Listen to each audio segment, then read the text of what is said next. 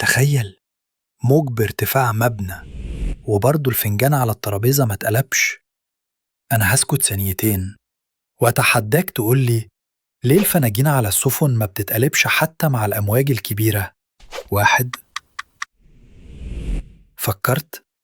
تمام. السفينة وهي ماشية بتتهز يمين وشمال بشكل يكفي يرمي أي حاجة من على الترابيزة، فازاي الفنجان بيقف ثابت وكأنه ملزوق؟ تخيل، سفينة بتتشقلب على موج 6 متر والفناجين واقفة ولا كأن في حاجة بتحصل.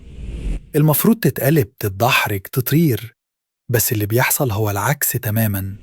والمشكلة إن الناس فاكرة إن ده حظ أو توازن طبيعي، بينما الحقيقة أعمق بكتير. السر في 3 حاجات شغالين مع بعض.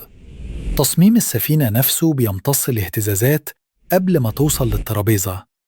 مركز التقل بتاع الفنجان منخفض، فبيحاول يرجع يتوازن مهما السفينة مايلت. والأهم، طبقة مطاط خفيفة فوق الترابيزات. المطاط ده بيزود الاحتكاك لدرجة إن الفنجان يقف ثابت حتى لو السفينة عملت حركة فجائية. في كل رحلة، في كل موجة، في نظام ذكي بيمنع فنجان قهوتك إنه ينتحر.